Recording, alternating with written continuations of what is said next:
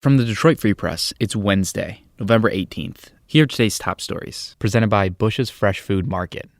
Bush's has over 4,000 Michigan products, including the freshest fruit and vegetables, meat, seafood, and baked goods. Stop by one of Bush's 16 locations for the personal service you expect from your neighborhood grocer.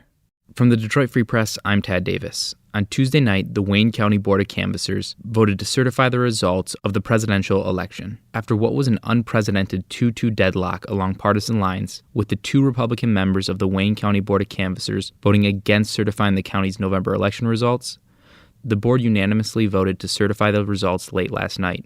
The board also passed a resolution calling on Michigan Secretary of State Jocelyn Benson to conduct an independent, comprehensive audit of all the jurisdictions in the county that recorded unexplained discrepancies between the number of absentee ballots recorded as cast and the number of absentee ballots counted. Public commenters who spoke during the meeting accused the board's Republican members of disenfranchising hundreds of thousands of voters, particularly African-American voters, in initially refusing to certify the election. Detroit Mayor Mike Duggan celebrated the unanimous vote to certify the county's election results, saying, quote, "Every court on the Detroit election results has ruled that Trump's claim of error were baseless. Had the Board of Canvassers disenfranchised 1.4 million Wayne County voters over partisan politics, it would have been a historically shameful act," unquote. For more information, head to freep.com. This is J.C. Reindl for the Detroit Free Press. Ford has shared fresh details about its plans for a future Detroit campus that will be centered around the redeveloped Michigan Central Station. There will be a public greenway for bikers and pedestrians that will be built behind the train station. Ford also plans to build an architecturally distinct parking garage and use the abandoned elevated train tracks behind the station for showcasing new mobility technologies.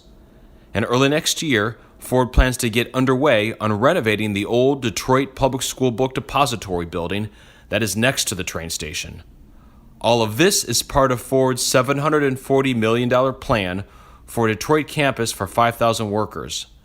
The train station will be its centerpiece.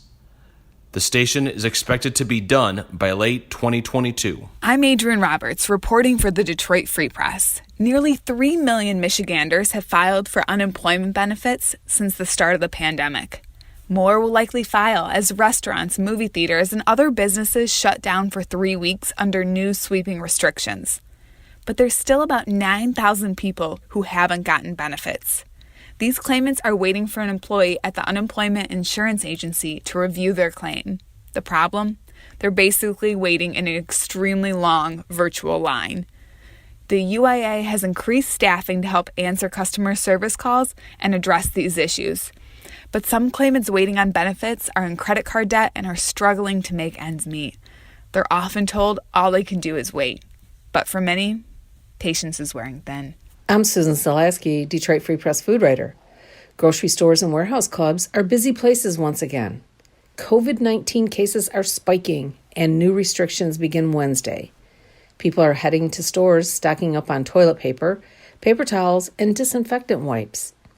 Food staples like dry pasta and pasta sauces, canned beans, flour, and sugar were also running low.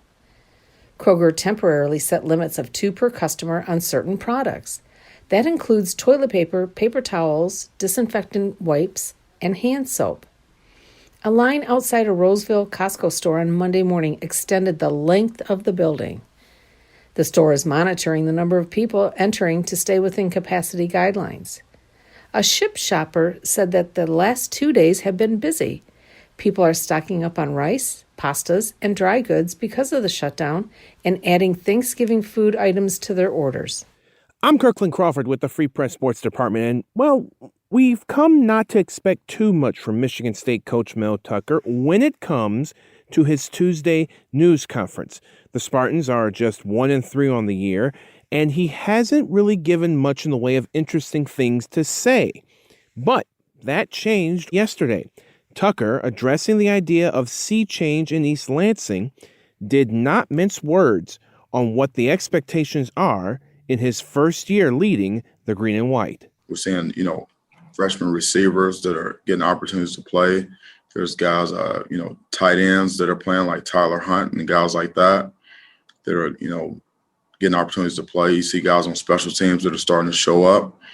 And so Petrowski was in the game last week and did a good job in a couple plays he was in. So, he may have he earned some more reps and things like that. So, it's nothing set in stone. I mean, it's compete and show us what you can do and earn your spot. Earn your playing time.